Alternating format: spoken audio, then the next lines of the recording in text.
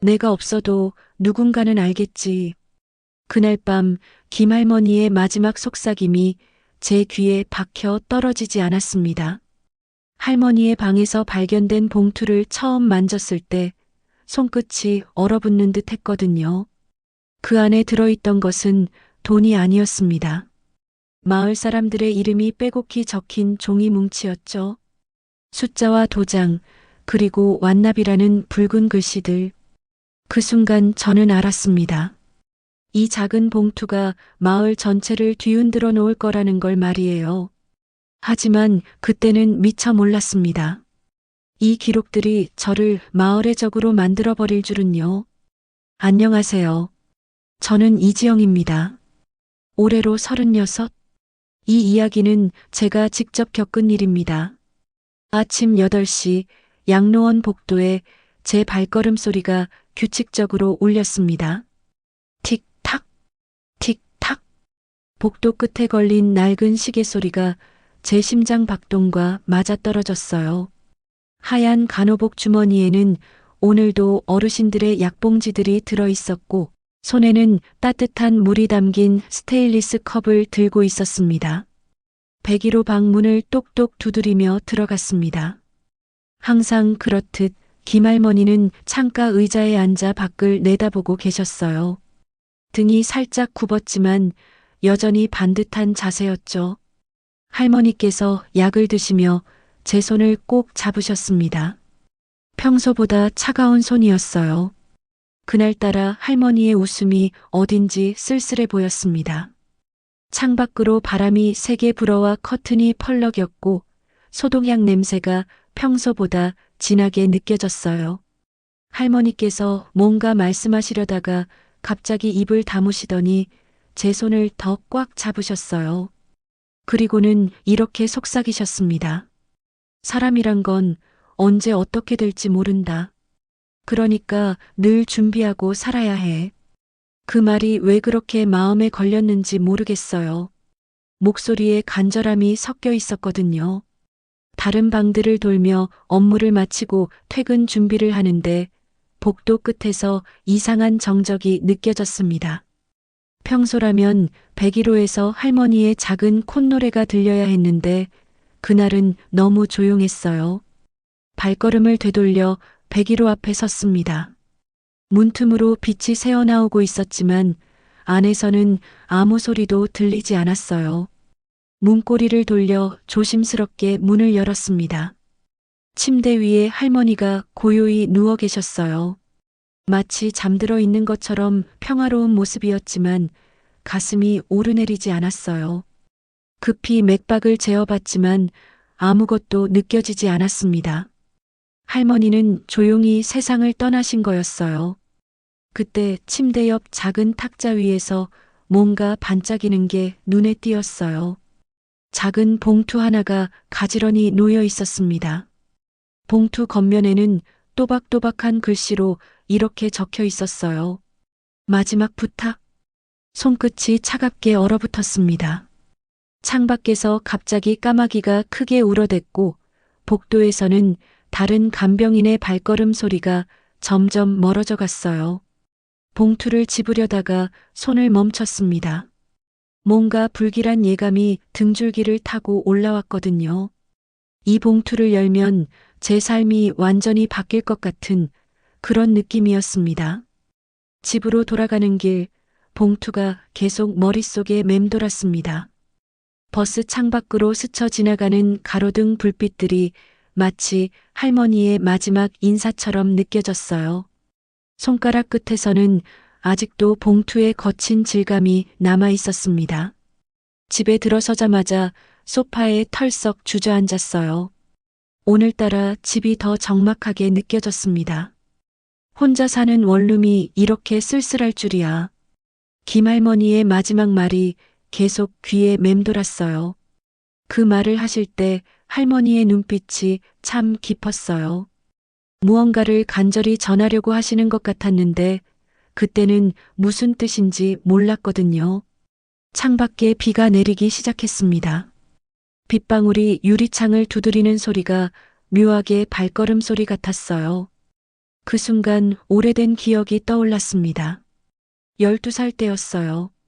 아버지가 사업에 실패하셔서 빚쟁이들이 집에 몰려왔던 그날, 문틈으로 들리던 거친 목소리들이 지금도 생생해요.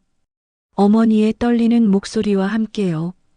그날 밤 어머니가 제 방에 들어와서 하신 말씀이 있었습니다. 남의 돈 빌리면 안 된다고, 빚이란 건 사람을 망치는 거라고, 남의 손에 빚이 있으면 내 마음도 내 것이 아니게 된다고 하셨어요.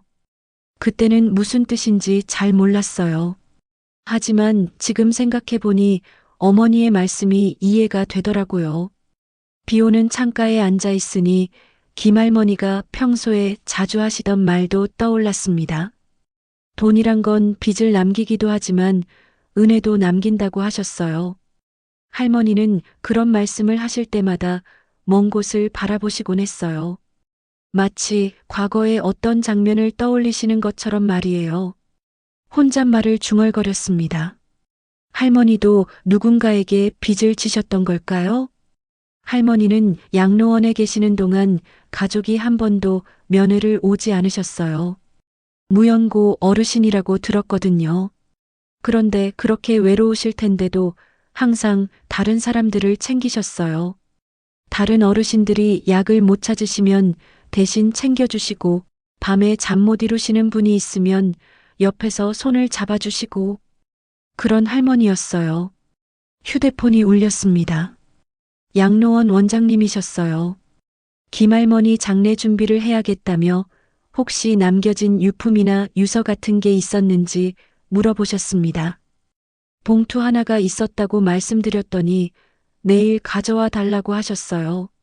마지막 정리를 해야 한다면서요. 전화를 끊고 나니 가슴이 더 무거워졌어요. 할머니가 남기신 봉투, 과연 그 안에는 무엇이 들어있을까요? 잠자리에 들었지만 잠이 오지 않았습니다. 비소리와 함께 할머니의 목소리가 계속 들려왔어요. 내가 없어도 누군가는 알겠지, 라는 그 말이요.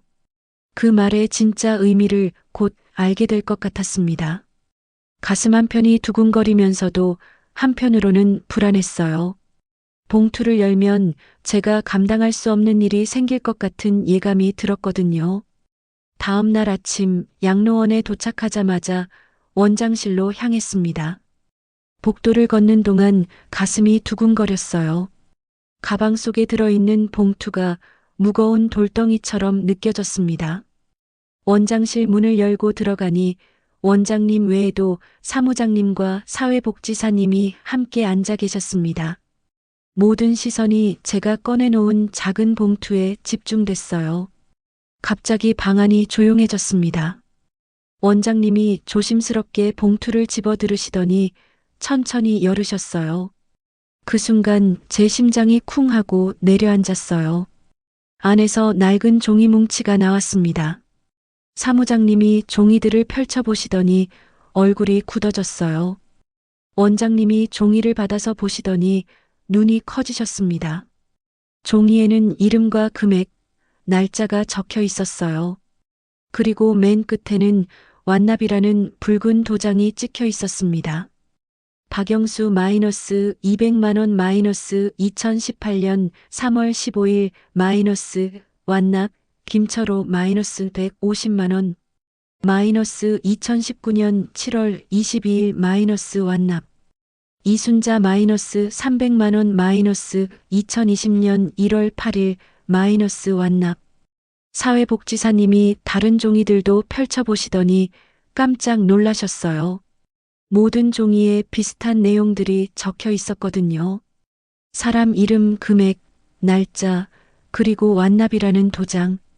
원장님이 저에게 이분들을 아느냐고 물으셨어요. 명단을 자세히 보니 익숙한 이름들이 눈에 띄었습니다.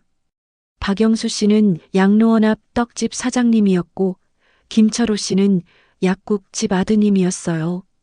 그런데 이순자 씨는 제 사촌 언니 이름이었습니다. 그 순간 방 안이 정적에 휩싸였습니다.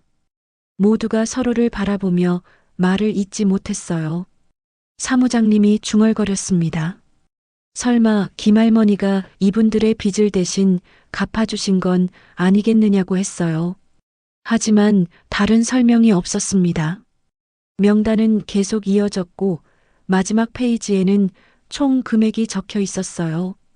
총액 2,800만 원. 원장님이 중얼거리셨어요. 김할머니는 기초수급자셨거든요.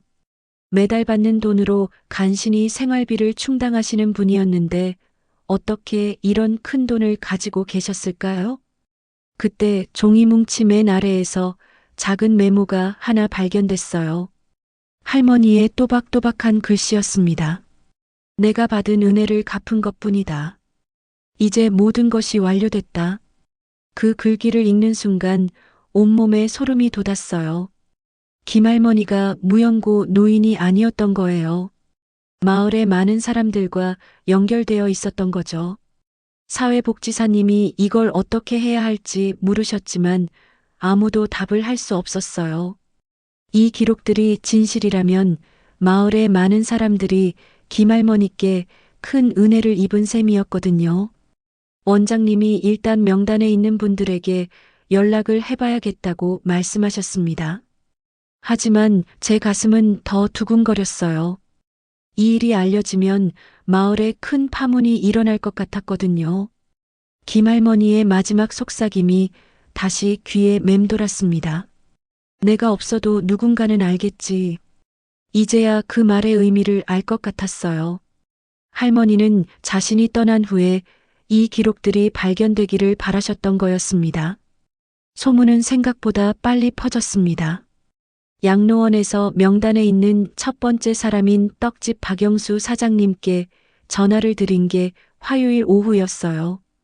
그런데 목요일 아침에는 벌써 마을 전체가 웅성거리고 있었습니다. 슈퍼마켓에서 장을 보는데 옆 골목에서 대화가 들려왔어요. 목소리들이 날카롭게 갈라져 있었습니다. 진짜 김할머니가 우리 빚을 갚아주셨다는 거냐는 말과 함께 말도 안 된다는 반박이 이어졌어요. 양로원에 출근해 보니 원장실 앞에 사람들이 모여 있었어요. 명단에 이름이 올라간 분들과 그 가족들이었습니다. 목소리들이 복도에 울려 퍼졌어요. 그런 돈 빌린 적 없다는 말, 명단이 틀렸을 거라는 말들이 난무했습니다. 원장실 문이 열리고 박영수 사장님이 나오셨어요. 얼굴이 상기되어 있었습니다. 사장님이 복도를 둘러보시더니 저를 발견하고는 성큼성큼 다가오셨어요. 사장님이 제게 봉투를 가져온 이유를 따졌어요. 왜 이런 거짓 서류를 만들었느냐고 하셨습니다. 저는 그냥 발견한 걸 가져온 것 뿐이라고 대답했지만 사장님은 믿지 않으셨어요. 다른 사람들도 하나둘 모여들었습니다. 이상하다는 말, 누군가 조작한 거 아니냐는 말, 제 말을 믿을 수 있느냐는 말들이 쏟아졌어요. 시선들이 모두 저에게 향했어요. 가슴이 답답해지기 시작했습니다. 목구멍이 메말라서 말이 잘 나오지 않았어요. 약국집 아들인 김철호 씨가 목소리를 높였어요. 28 정도 되어 보이는 청년이었는데 눈빛이 차갑게 식어 있었습니다. 증거를 대보라고 하셨어요. 할머니가 돈을 갚았다는 증거 말이었습니다. 은행 기록이나 영수증 같은 것 말이에요. 그 말을 듣고 보니 정말 이상했어요. 이렇게 큰 돈을 갚았다면 은행 기록이나 다른 증명 서류가 있어야 하는데 봉투에는 할머니가 손으로 쓴 종이들만 있었거든요. 제가 작게 중얼거렸습니다. 혹시 정말 거짓인 걸까요? 그 말이 들렸는지 사람들이 더 술렁였습니다. 봐라, 본인도 확신이 없다고 한다는 말과 함께 이건 분명 누군가의 장난이라는 말, 아니면 사기라는 말들이 이어졌어요. 목소리들이 점점 거세졌어요. 복도 전체가 시끄러워졌습니다. 그때 제 사촌 언니인 이순자 언니가 나타났어요. 얼굴이 창백했습니다. 언니는 저를 보자마자 제게 뭔 짓을 한 거냐고 물었어요. 제 이름이 그 명단에 있다며 언제 김할머니한테 돈을 빌렸느냐고 하셨습니다. 언니의 목소리가 떨리고 있었어요. 화가 나서 떠는 게 아니라 당황해서 떠는 것 같았습니다. 언니가 제 팔을 잡고 흔들었어요. 순간 어지러웠습니다. 언니는 제가 이런 짓을 해서 우리 집안이 망신당하고 있다고 하셨어요. 그제야 상황의 심각성을 깨달았어요. 명단에 이름이 올라간 사람들은 단순히 돈을 받은 게 아니라 빚을 진 사람으로 낙인 찍힐 수도 있었던 거예요. 사람들의 목소리가 제게 쏟아졌어요. 책임지라는 말, 명예를 어떻게 할 거냐는 말, 당장 해명하라는 말들이 귀를 멍멍하게 만들었습니다. 손에 쥔 가방끈이 땀에 젖어 미끄러졌어요. 원장님이 나오셔서 사람들을 진정시키려고 했지만 소용없었습니다. 분위기는 점점 험악해졌고 저는 그 한가운데서 혼자 떨고 있었어요. 속으로 중얼거렸습니다. 내가 뭘 잘못했지? 하지만 아무도 대답해주지 않았습니다. 김할머니가 남기신 봉투 하나 때문에 제가 마을의 적이 되어버린 거예요. 그날 밤 집에 돌아와서도 잠을 이룰 수 없었어요. 사람들의 날카로운 시선과 거친 목소리들이 계속 귓가에 맴돌았습니다. 핸드폰에는 모르는 번호들의 전화와 문자가 계속 왔어요. 명단에서 이름을 빼달라는 메시지, 사과문을 내달라는 메시지, 거짓 서류 만든 거 인정하라는 메시지들을 읽다가 핸드폰을 던져버리고 싶었어요. 하지만 뭔가 이상했습니다. 사람들이 이렇게까지 화를 내는 이유가 뭘까요?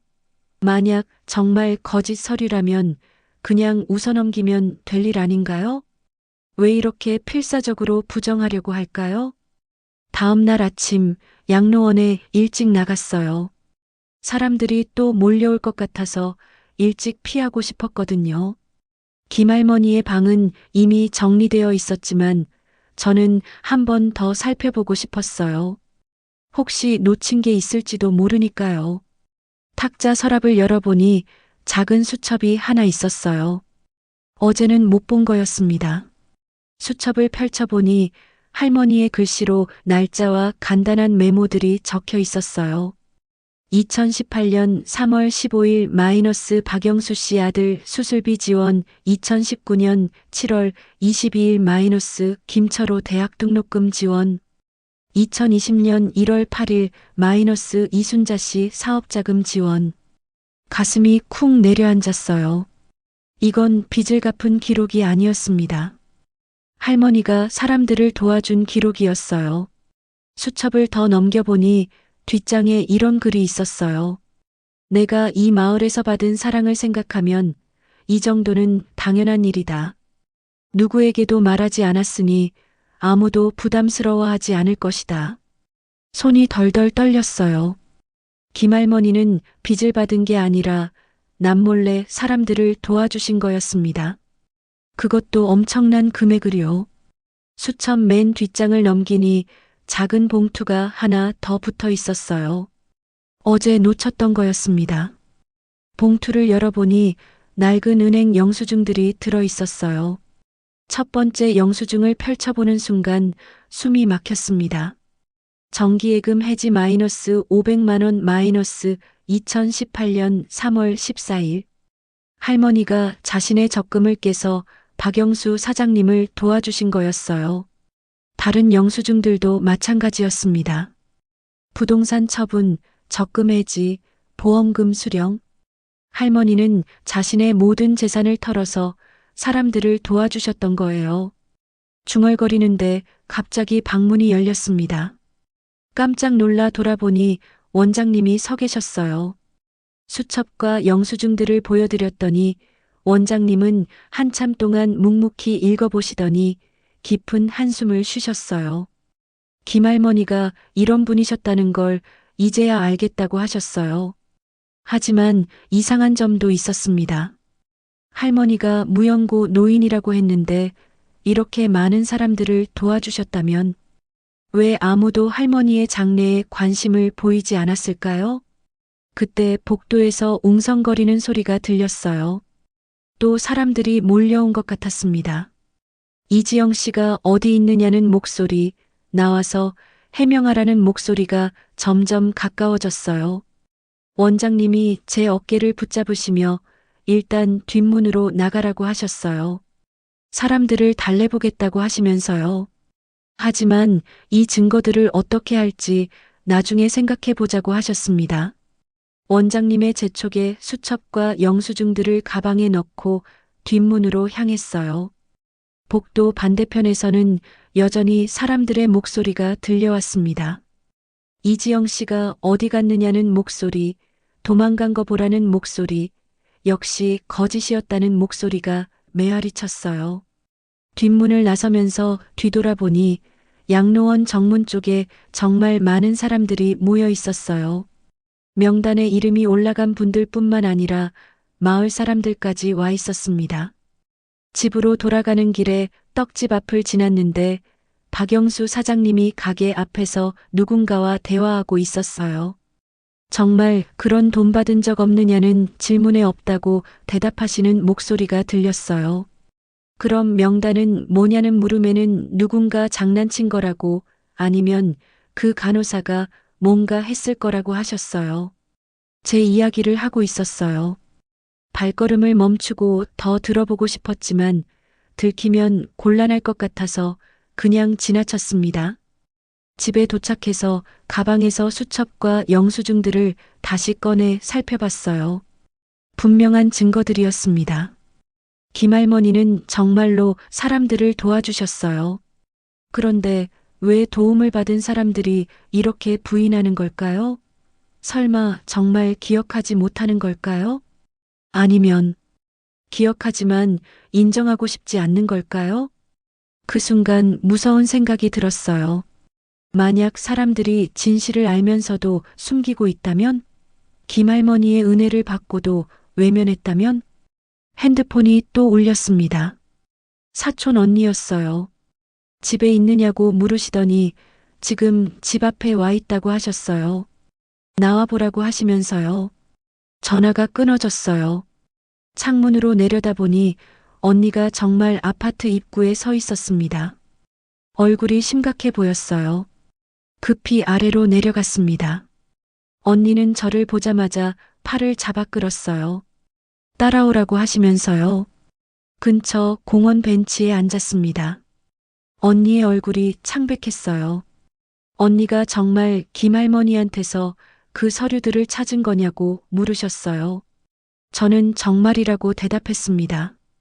언니가 한참 동안 말을 하지 않았어요. 그러더니 갑자기 손으로 얼굴을 가렸습니다. 언니가 떠는 목소리로 말씀하셨어요. 사실은 이라고 말을 꺼내시더니 그 돈을 정말 받았다고 고백하셨어요. 그 한마디에 온몸이 얼어붙었어요.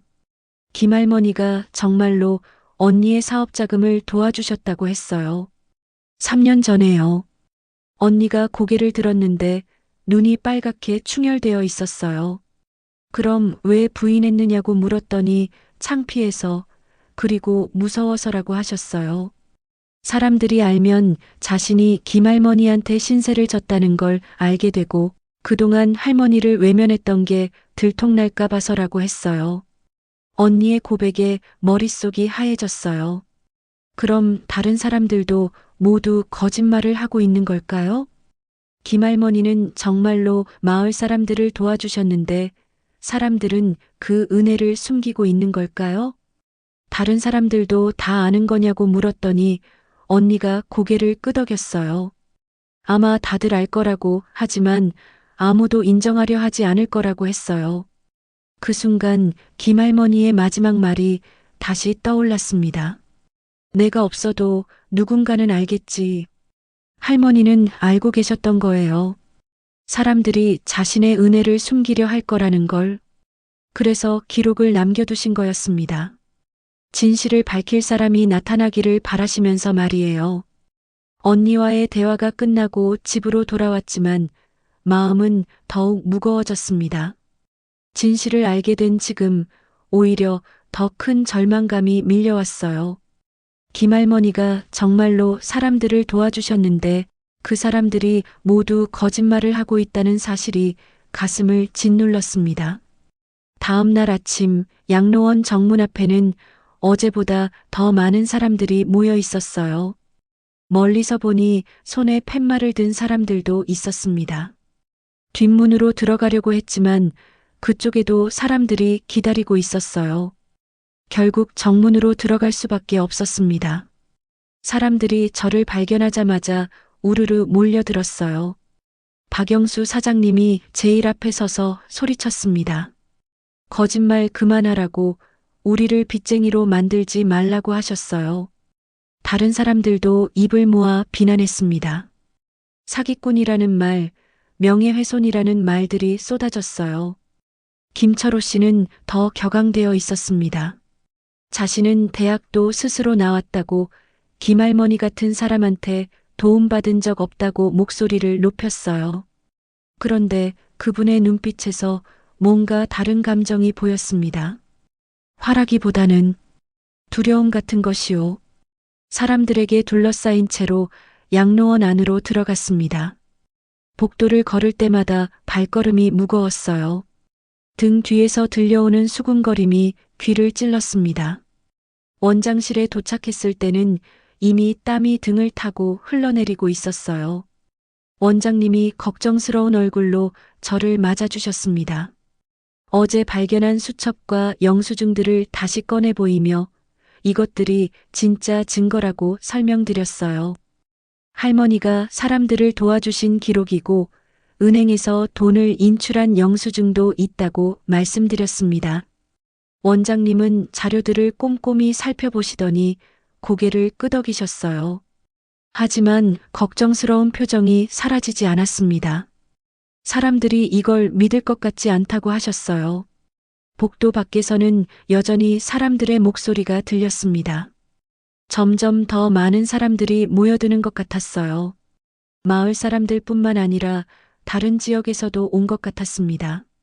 아마 인터넷이나 소문으로 이 일이 퍼진 모양이었어요. 오후가 되자 상황은 더욱 심각해졌습니다.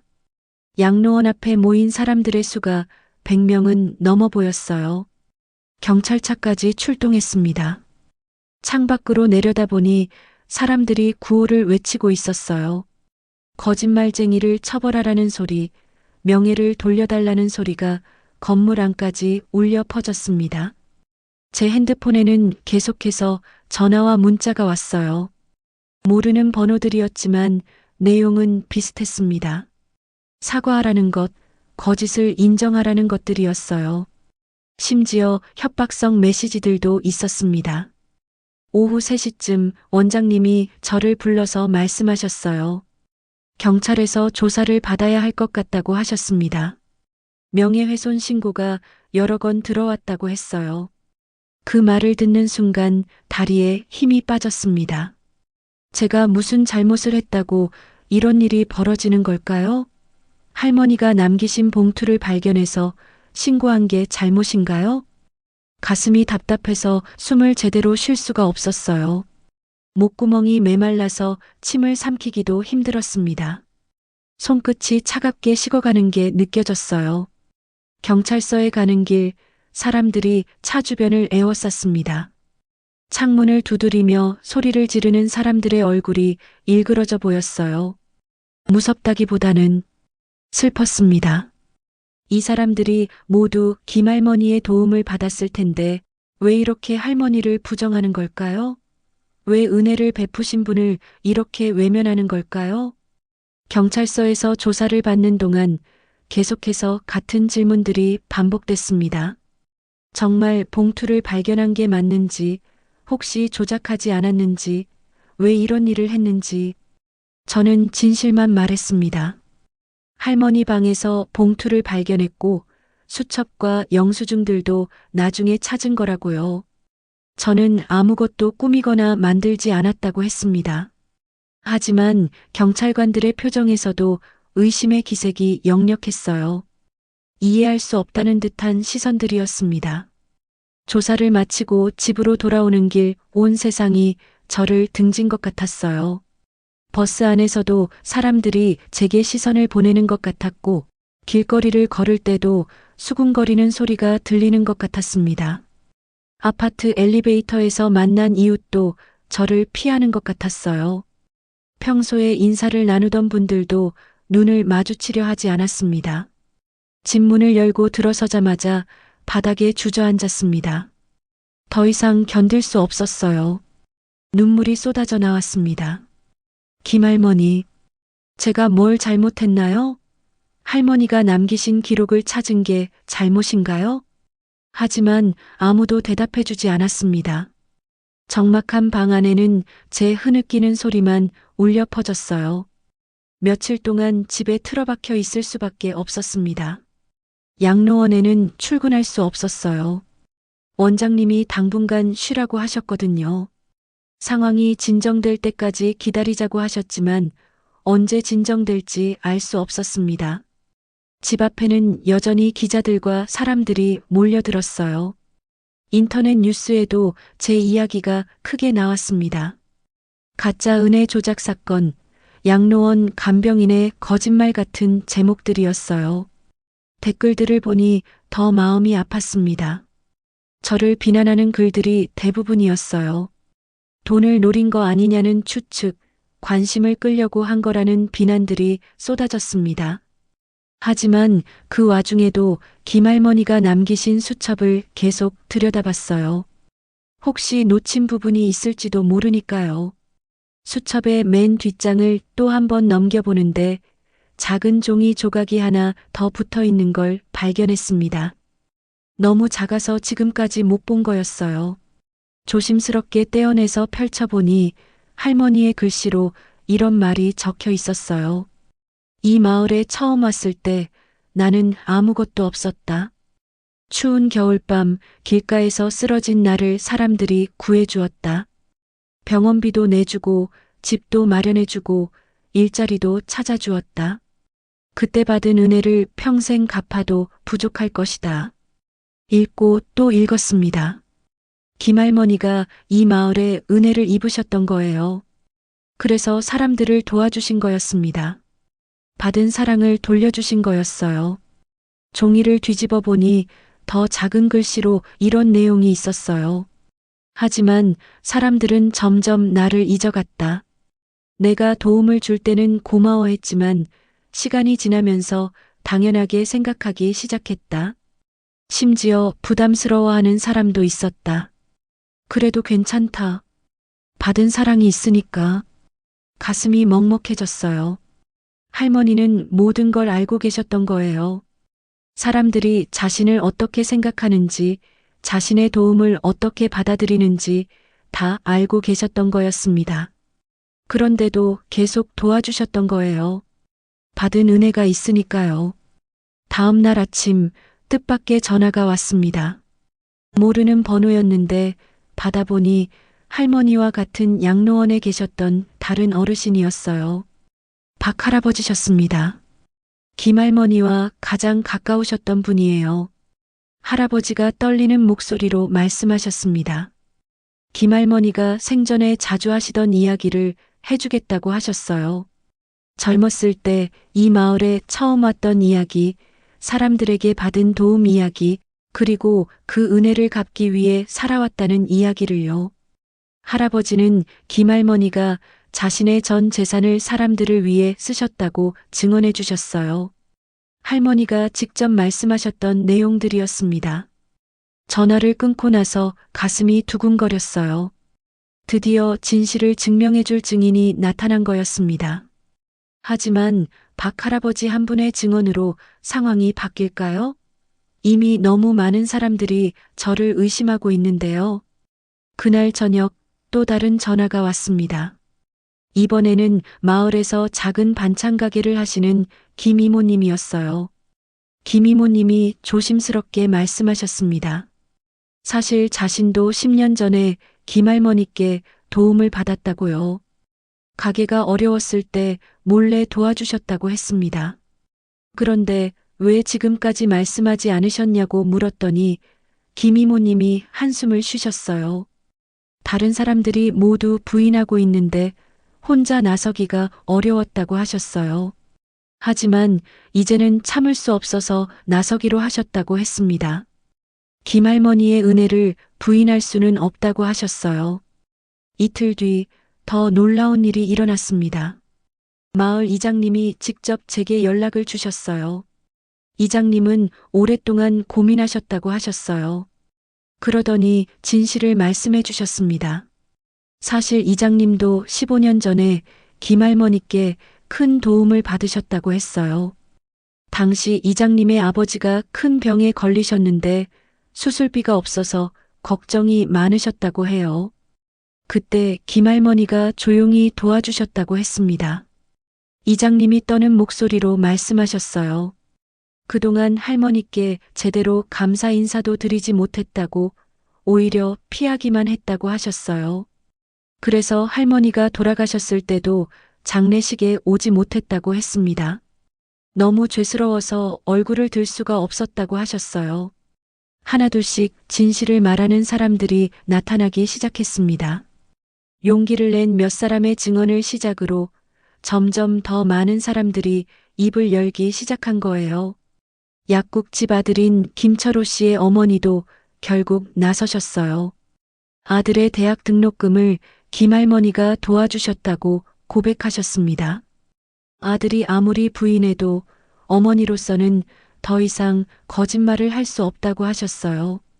떡집 박영수 사장님도 마지막에는 진실을 인정하셨어요.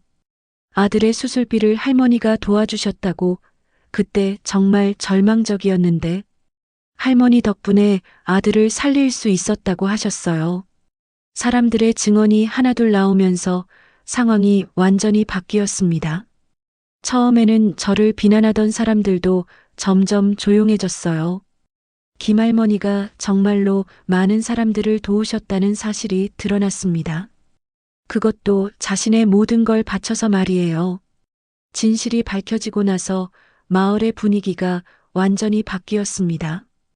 양로원 앞에 모였던 사람들은 모두 사라졌어요. 대신 김할머니를 그리워하는 사람들이 하나둘씩 나타나기 시작했습니다. 처음에는 조심스럽게, 그 다음에는 당당하게 할머니의 은혜를 이야기하는 사람들이 늘어났어요. 할머니 덕분에 어려움을 극복할 수 있었다는 증언들이 쏟아졌습니다. 마을 곳곳에서 김할머니를 기리는 이야기들이 나왔어요. 할머니가 얼마나 많은 사람들을 도우셨는지, 얼마나 조용하고 겸손하게 도움을 주셨는지에 대한 이야기들이었습니다. 양로원에도 다시 출근할 수 있게 되었어요. 원장님이 반갑게 맞아주셨습니다. 그동안 고생이 많았다고, 진실을 밝혀줘서 고맙다고 하셨어요.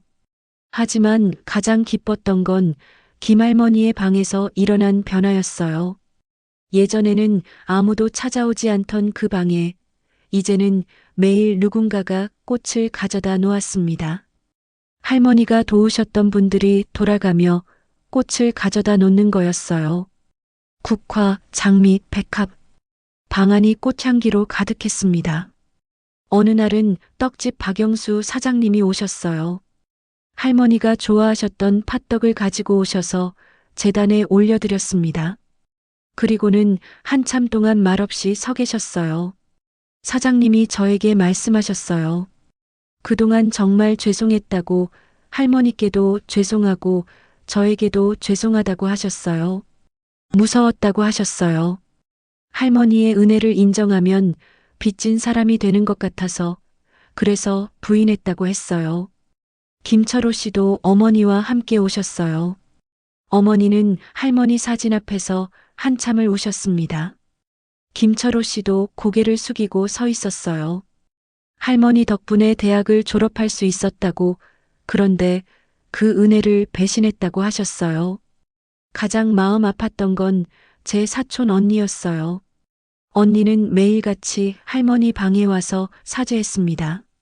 할머니가 도와주신 덕분에 사업을 시작할 수 있었는데 그 은혜를 모른 척했다고 하셨어요. 사람들의 마음이 바뀌면서 더 큰 변화가 일어났습니다.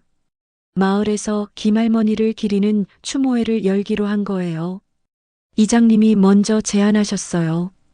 할머니의 은혜를 기억하고 할머니처럼 서로 도우며 살아가자고 하셨습니다. 추모의 날 정말 많은 사람들이 모였어요. 마을 사람들뿐만 아니라 다른 지역에서도 왔습니다. 할머니의 이야기를 듣고 감동받은 사람들이었어요. 사람들은 저마다 할머니와의 추억을 이야기했습니다. 할머니가 어떻게 도와주셨는지, 얼마나 따뜻한 분이셨는지에 대한 이야기들이 끝없이 이어졌어요. 박 할아버지도 오셨어요. 할아버지가 떨리는 목소리로 말씀하셨습니다. 김할머니가 얼마나 마을을 사랑하셨는지, 사람들을 사랑하셨는지 이야기해 주셨어요. 할머니는 자신이 받은 사랑을 되돌려주고 싶어 하셨다고 했습니다. 그래서 평생을 남을 위해 사셨다고 하셨어요. 추모회가 끝나고 사람들이 모여서 결정한 게 있었어요. 김할머니의 이름으로 작은 장학회를 만들기로 한 거였습니다. 할머니가 도우셨던 사람들이 조금씩 돈을 모아서 어려운 학생들을 돕는 장학회를 만들자고 했어요. 할머니의 정신을 이어가자고 했습니다. 제가 장학회 일을 맡게 되었어요. 할머니의 기록을 정리하고 장학생을 선발하고 할머니의 이야기를 후세에 전하는 일을 하게 된 거예요. 일을 하면서 김할머니에 대해 더 많은 걸 알게 되었습니다. 할머니가 얼마나 많은 사람들을 도우셨는지, 얼마나 조용하게 선행을 하셨는지 깨달을 수 있었어요. 할머니는 정말로 받은 사랑을 되돌려주며 사신 분이었습니다. 그리고 마지막에는 그 모든 기록을 남겨서 사람들이 서로의 은혜를 기억하게 하셨어요. 이제 저는 알 수 있어요. 김할머니의 마지막 말씀이 무슨 뜻이었는지 말이에요. 내가 없어도 누군가는 알겠지. 할머니는 저를 믿고 계셨던 거예요. 제가 진실을 밝혀낼 거라고, 사람들이 잊고 있던 은혜를 다시 기억하게 할 거라고 믿으셨던 거였습니다. 창밖을 바라보니 까마귀 대신 참새가 울고 있었어요. 따뜻한 봄바람이 커튼을 부드럽게 흔들었습니다. 볼을 타고 흘러내린 눈물이 이번에는 따뜻했어요. 슬픔이 아니라 감사함의 눈물이었습니다. 김할머니, 이제 모든 사람들이 할머니의 사랑을 기억할 거예요. 그리고 할머니처럼 서로 사랑하며 살아갈 거예요. 할머니가 남겨주신 가장 큰 선물은 돈이 아니었어요. 사람들이 서로의 소중함을 깨닫게 해주신 거였습니다. 진짜 가족의 의미, 진짜 은혜의 의미를 알게 해주신 거였어요.